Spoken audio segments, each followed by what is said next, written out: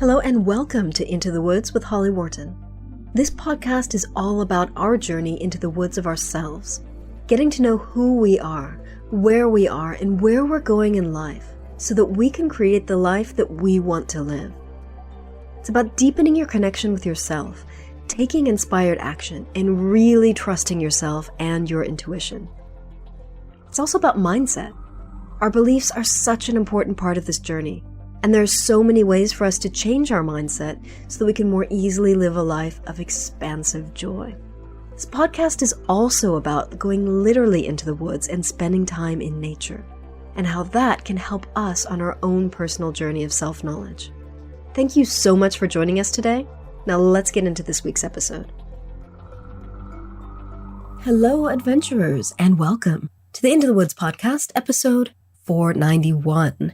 This is your host, Holly Wharton, and I'm back with another exciting guest. Today, I'm talking with Helen Lear-Grant.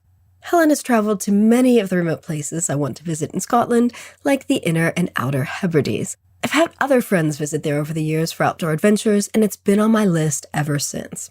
In this episode, we talk about adventures in the Hebrides and also Helen's adventures as a disability travel blogger. We explore how her adventures have changed her life and what she's achieved with her adventures that she didn't think was possible. Helen is a disability travel blogger based in Scotland, exploring all of the fantastic wheelchair-accessible things that Scotland has to offer. Originally from England, she moved to Scotland 9 years ago and was diagnosed with a rare neurological condition less than a year later. She now lives in a rural village on the cusp of the highlands with her wife and their 2 dogs, though they're all the more likely to be found on an adventure somewhere. So what are you going to learn in this week's episode? We discuss where to go in the Inner and Outer Hebrides, best time of the year to go to the Hebrides, what Helen has learned from her wheelchair-accessible adventures, how her adventures have changed her life, and finally, Helen's top tips for disabled adventurers. Hope you find this episode interesting and inspiring. Hello, Helen. How are you doing today? Hi, great, thanks. How are you? Thank you. I really look forward to our conversation. Yeah, me too. So why don't you start out by telling us a little bit about who you are and what you do?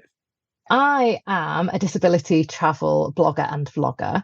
Well, I'm from England, as most people probably be able to tell by the accent, but I lived in Scotland for the past 9 years with my wife and our 2 doggies. So I started the blog and the vlog earlier this year and really just seeing where it takes us. Nice. So what brought you to Scotland? How did you end up there? It was love. So I was living in New Zealand at the time. Oh, wow. Yeah, I'd been in Australia for a couple of years and then in New Zealand for a wee bit, and my health was kind of a bit iffy. So I made the decision to come back to the UK. We have the NHS, the National Health Service. Thought I could make some use of that if I needed to. And while I was waiting to come home to finish up at work and things like that, I got chatting to my now wife online just through her blog. She's a writer, so we got chatting through her blog. And when I returned to the UK, I thought, well, I'm not restricted to going back to my hometown or even where I went to uni. I'm not restricted and go wherever. So I thought, well, Scotland's nice. I spent a few holidays there when I was younger, and yeah, we decided that if I came up to Scotland for an interview or anything, we'd meet up. So we did. I got an interview in Glasgow, working with a really, really cool charity. I was really, really, really wanting to get the job, and I absolutely tanked it because I was so nervous about meeting Kirsty that I messed it up. But a few weeks later, I ended up getting a job interview right next door to her house, which was really creepy. Wow. Yeah, but she didn't think I was too much of a stalker, so that was okay. And yeah, so I moved up and the rest is history, as they say. Wow. So were you into having outdoor adventures before you moved up to Scotland, or is that something that kind of ramped up once you moved there? To be honest, it slowed down once I got to Scotland because I started having health issues. As I say, I've been in Australia and New Zealand for maybe 2.5, getting on for 3 years maybe.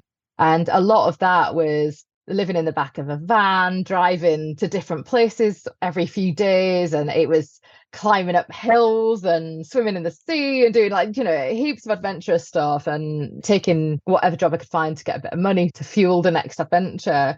So I'd been very outdoorsy in that respect there. New Zealand was a bit more about working. The plan was to work to get some money, and then travel bit never came, as I say, because of my health. But so when I got to Scotland, that kind of adventure slowed down a bit. I was struggling a lot with pain and fatigue and undiagnosed illness and trying to find my feet back in the UK as well, which is really bizarre. But the adventures kind of came back later, not that long ago, actually. How exciting. Yeah, yeah. So you've traveled a lot in the Scottish Islands, in the Inner and the Outer Hebrides.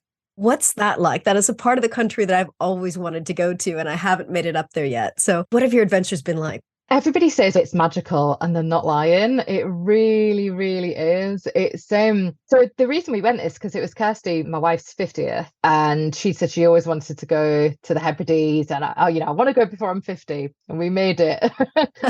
And I was like, oh, it'll be nice. I wasn't expecting anything I was a bit like, oh, well, it's white sand and turquoise waters, and I've seen a lot of that in Australia, been quite blasé about it. But when I got there and you see it, there's a ruggedness to it that really is so charming. The beaches, yes, there's beautiful, stunning white sand, but there's beautiful rock formations. And the pictures you see that you think, oh, it must have been edited. There's no way the water's that colour in Scotland. Like, absolutely is. It's even better. Oh, wow. Yeah.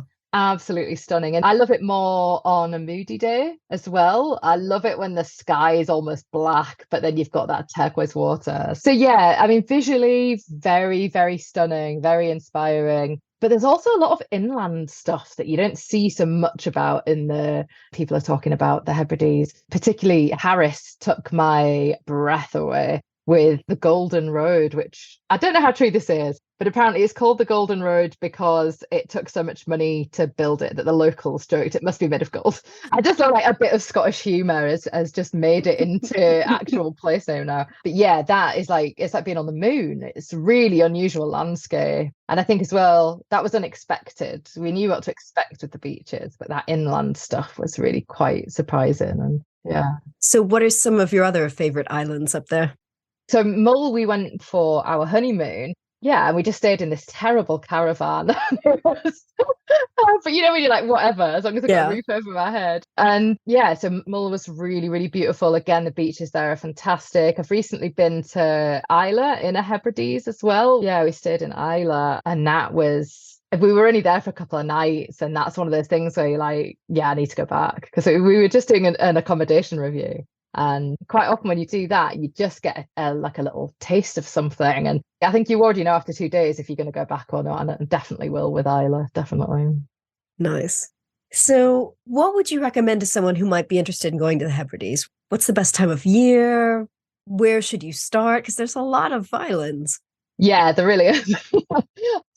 I would say travel out of season, but that's something I've always said. I was doing that in Australia as well, and traveling out of season because I just think that you always want to feel like you're the only person on that beach, and you're not.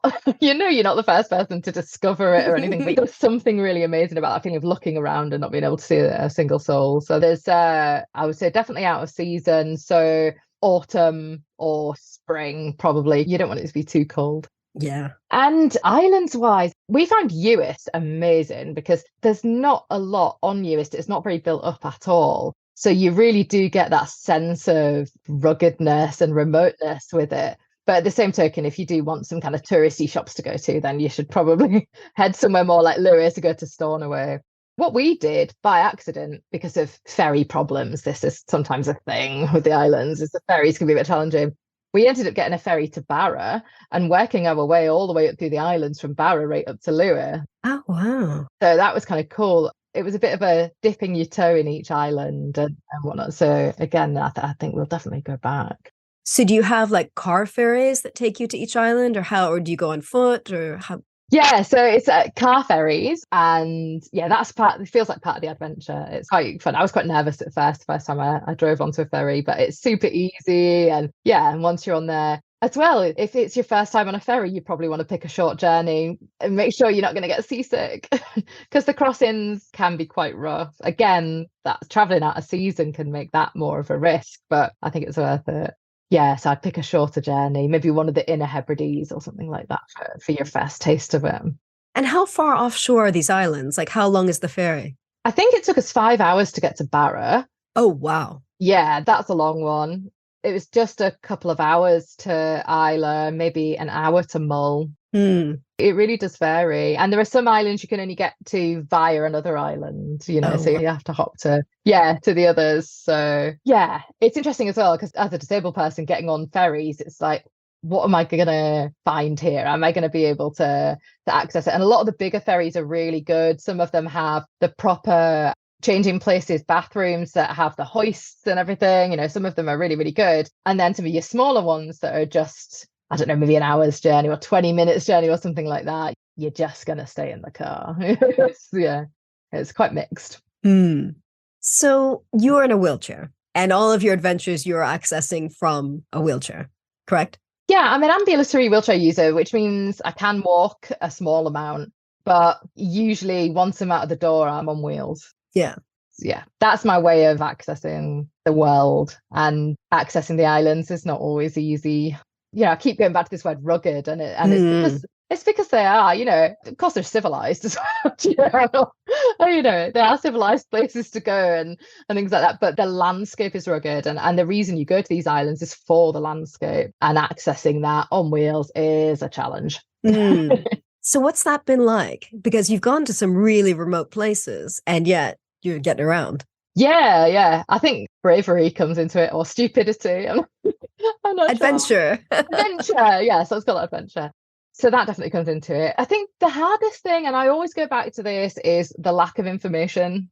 There's very, very little information, even about accommodation and things like that out there. So it's trying to dig out that information. And then, for example, we went to the Callanish Standing Stones in Lewis, and that was an incredible experience, but I had no idea if I'd get up to them. I heard the visitor centre's accessible, and that I had no idea if you could get up to the stones and touch them, or be near them in a wheelchair. And we went not knowing, and it was a bit of a challenge, a bit bumpy and grassy and things like that, but we found a way to do it, which obviously I detailed in a vlog. So now hopefully other people can find it. And this is the idea that I was putting so much work into. It was actually the first Hebrides trip that brought all of this about. It's because I was putting so much energy and effort into finding out whether places are accessible or not, coming up empty-handed at times and just having to go and risk it. And I thought, well, if I'm doing all of this, I might as well share it with other people, and hopefully kind of, I don't know, help somebody else figure out a bit of an adventure for themselves. And what kind of feedback have you gotten from people?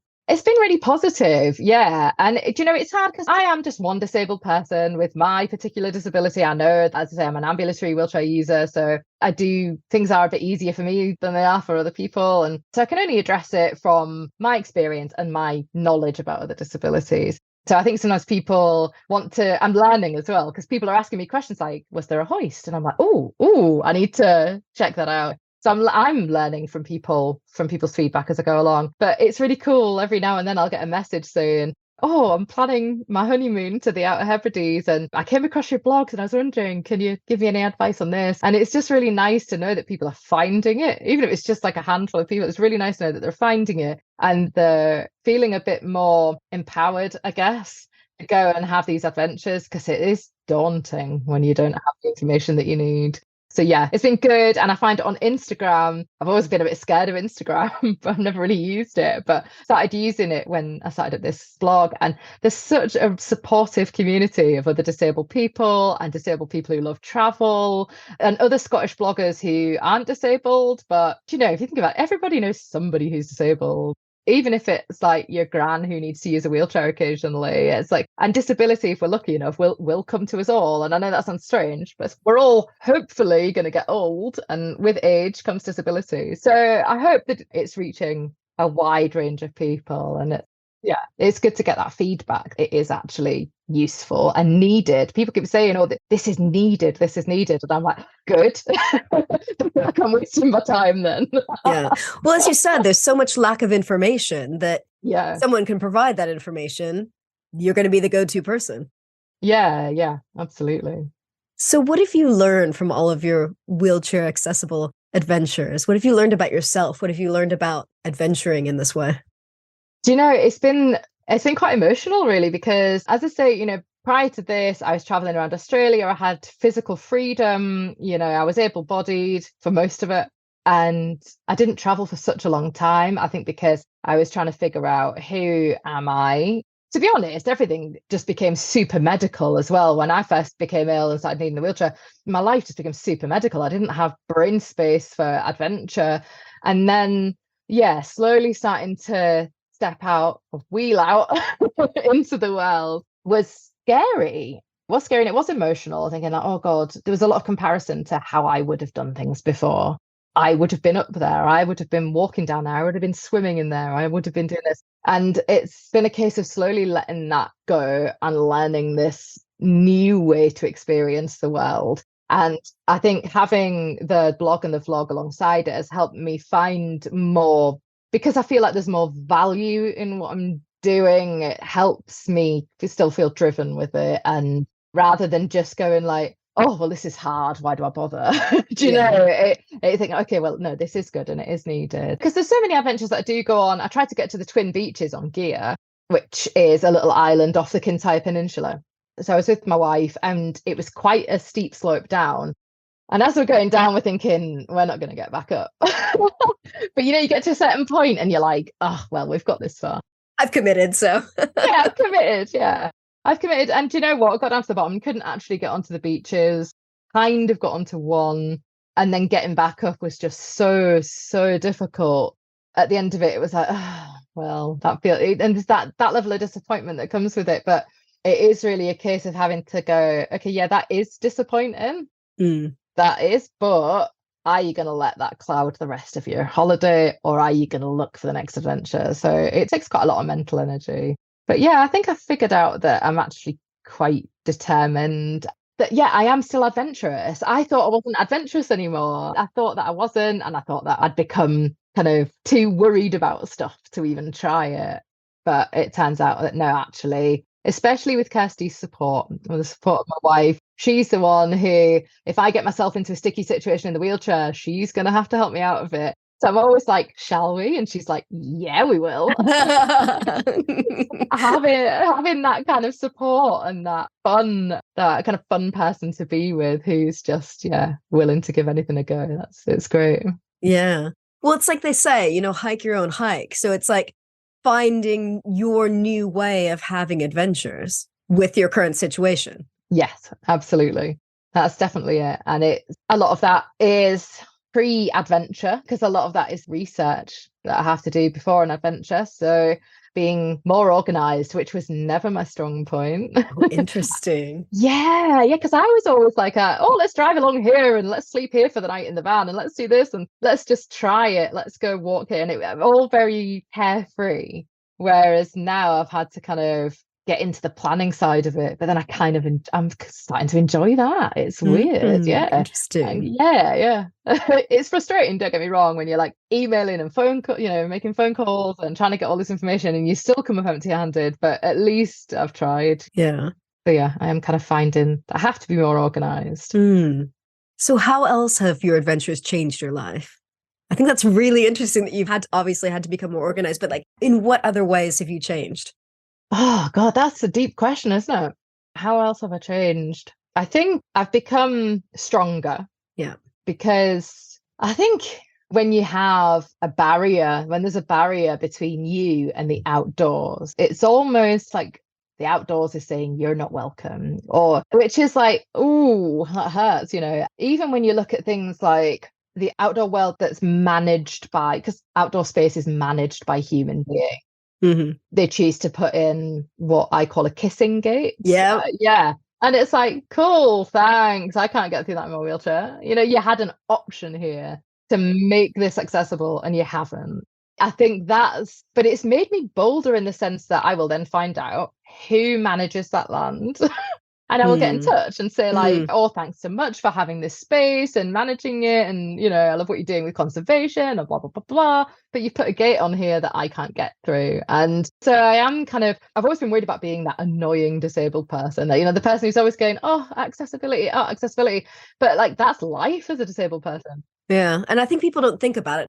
I wonder if a lot of the people that have land that a public footpath goes through rather than a bridleway put in kissing gates because they don't want bicycles to go on them, because I've seen so many bicycles going places they shouldn't be going. Yeah. I wonder if that's just like a deterrent for bicycles, but then they forget that there are other wheeled vehicles that might benefit. Yeah, absolutely. I don't think anyone's doing it to say like, oh, let's keep disabled people out, and I think that quite a lot of people are horrified when they realize, or it's like, oh, you've chosen to put a path somewhere and a community organization has put a path and they've put gravel down, and gravel is a nightmare for wheelchairs or anyone walking who has walking difficulties or uses crutches, that kind of thing. Gravel is just like the bane of my life. I have this real vendetta against gravel. But, people are thinking like, oh, I'm going to put a path down because it's going to make this area easy to access for people. Great. It's lovely what they're doing. And they want something that's affordable and can be done quickly. And I totally get why gravel comes up as like, excellent, perfect. Yeah. Fast draining. Yeah. Doesn't get muddy. Yeah, exactly. Repairs are like minimal. So I can completely understand. But then when you say to that person, like, actually, that's not the best kind of, but wheelchair users, oh, right, okay. And most people are great. Most people are like, right, what can we do about this? Or like, these are my limitations here, but I was planning some improvements for next year. I will consider this. And, I think I've become bolder. I've realized that I can take up space in the outdoor world, by which I mean not actually just the outdoors. I mean like the community of people that are involved in the outdoors. And I feel like I can take up space, and I'm getting more confident with that. And not kind of doing that like thing where apologizing. So they're like, oh, I'm sorry that I'm disabled and that I want to access your space. It's like, hey, I am disabled. I want to access your space, blah, blah, blah. Just being more confident with it. And advocating for yourself. Yeah, advocating for myself and for other people as well, I think my life is a lot easier than people with other disabilities. And if I can do some advocating because I have the energy and the health and that kind of stuff available to me, then I will when I can. Yeah.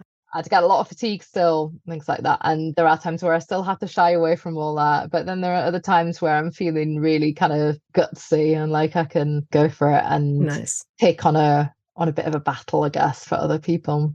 I wonder if that's another good blog post, is like how councils and people that have places can make their places more accessible. Because obviously when you say gravel is not good for a wheelchair, that makes sense. But like people obviously don't think about that before they put it in. So I wonder if that would be like a manual for how to be wheelchair friendly and disability friendly.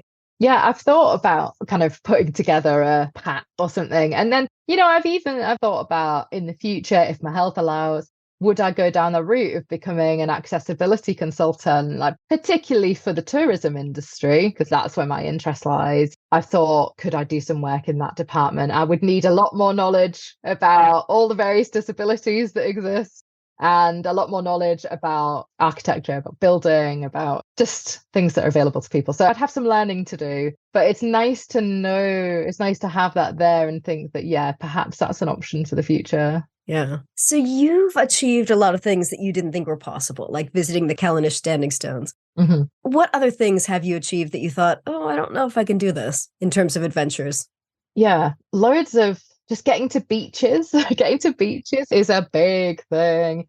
And again, it's easy for me because I've got my manual wheelchair and I have like a power attachment thing for the front of it. My wheelchair out of sticky situations if I need to, things like that. So I can push it a little bit more than if I had another type of wheelchair, perhaps. But yeah, getting to beach has been a tough one. I'm trying to think, what have I done that I thought wasn't possible? I guess it is just most of it. Yeah. If I'm being perfectly honest, it's most of it. The temptation is, as a disabled person, to go stay in a generic hotel, because if you go stay a generic household name hotel that has an accessible room, you know what you're getting. Yep. And, there's a restaurant you can eat in, and, that the city that it's in is accessible. And, there is just this temptation to do the easy thing. And I must admit, there have been times where I've been in tears on holiday going like, oh God, why do we do this? Why do we put ourselves through this when we could just go do something like that? But that doesn't feed that part of my soul that needs adventure, Hmm. It does to an extent. Exploring culture and history of a city or something like that does definitely appeal to me. But yeah, there is something about kind of going these places that are more off the beaten track that nourishes me, and yeah, that kind of thing. So yeah, a lot of it is I didn't know that was possible. Yeah. Until you did it.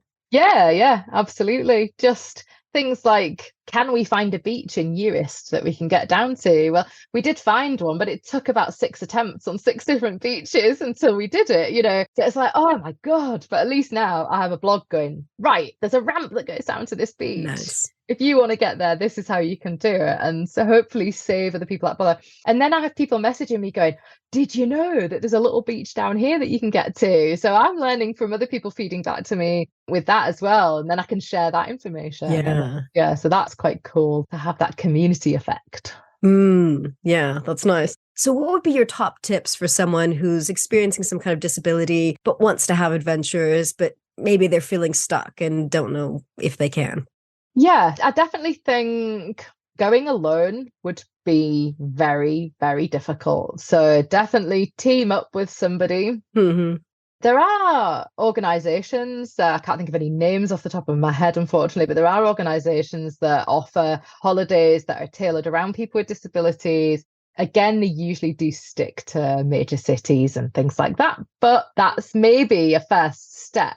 Would be looking for an organization like this, and that that your transport's all sorted. You're only going to go stay in hotels and eat in restaurants that are accessible. It's all been pre-researched for you. And I think that would be a good stepping stone to building that confidence. Yeah, say you wanted to go to the Hebrides, I would just say get a notebook and allow yourself a lot of time to plan. Research blogs, Instagram, which weirdly I didn't see as a resource, but it is a resource. And yeah, blogs, and make the phone calls. Or if you're not in a position to be able to make phone calls, I know that's not always easy for everyone, then see if you can delegate to somebody else to make those phone calls for you. And yeah, have a really good researched plan before you go. And I think as well, just accepting that something will go wrong. Yeah. And that can be quite scary to say to people, but I'm not one to sugarcoat things. Like, you will turn up at an accommodation that said they're wheelchair accessible and find out that it's like there's 3 steps and a really steep ramp to go up them, or your wheelchair doesn't actually fit through the door, or there's things like this that happen all the time. Or you'll get a flat tire on your wheelchair, or the ferry will get cancelled. There's all these kind of things and I think just not resigning yourself, but just accepting that something is going to go wrong. So when it does go wrong, you go, well, I knew something was going to go wrong. It's just and it makes it a little bit easier to deal with. I think that's the way I know something's going to go wrong. And when it does, I'm like, there it is. And then you learn, you're like, okay, right, I need to take spare inner tubes and like spare puncture repair kits. I need to check the door, and it's all learning. And I think you make a mistake once, so you're not going to make it again. Exactly. Yeah. And I think that's the important thing, is using that as like a learning experience so that you can prepare for the next time. Yes, yeah, definitely. I think as well, being realistic to an extent, you do have to think about safety. And yes, I push it a bit with places that I go in my wheelchair. But, as I say, it is easier for me to get myself out of situations. I think just being realistic and thinking like, okay, I might not be able to go off and wander through some random forest for hours, but there is a forest that has a boardwalk. And yes, it's not as like wild and as out there as maybe you're dreaming of, but there's still wildlife. You're still surrounded by nature, and you can still get that feeling of getting lost amongst it. And it just so happens there's a boardwalk and an accessible toilet. Bonus. Perfect. Yeah. Now, you also work with places and brands to help promote the destinations. Are they seeking you out because they want to promote themselves as being friendly to all types of travelers, or? Yeah, definitely. I think a lot of people don't know how to reach that audience. You'll find someone who's like, oh, we just developed this apartment and it's fully accessible and we just want to get the word out to people now. And especially those there might be something like that in in the Isle of Skye or somewhere that's it. So it's saying like, you're going to have to venture quite far to get here, but when you get here, it's going to be great. So yeah, I think a lot of the brands are really proud of what they've done, and rightly so. And the facilities that are provided, I've been to a huge range of places. So from places that I would say are more like suited to ambulant disabled people like myself, who can hop out the wheelchair and use a shower chair, or that kind of thing, to places that have fully accessible kitchens and hoists in every room, and that kind of thing. So I'm fortunate I'm in a position that I can visit a full range of places. So yeah, I think people just want to, whatever facilities they've got, whatever level of accessibility, they're just really key on letting people know. And I want to let people know as well, because sometimes I'm like, I want to go stay in Isla, and it's like, wow, I cannot find anywhere. But then I was approached by a hotel who invited me along, and I'm like, perfect, Yeah.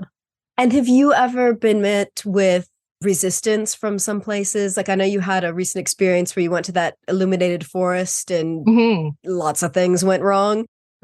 How did they take your feedback about that? Were they positive about it and say they were going to make changes, or was it? They were actually really, really good. Good. I really do not make a habit of being negative, because the aim of what I do is to encourage people to get out there. I don't want to be sharing horror stories all the time, but I will be honest as well, because I don't want somebody to go and have a bad experience and have wasted their money or get into a difficult situation. So yeah, I eventually made contact with the organisers of that event, and they were really, really good.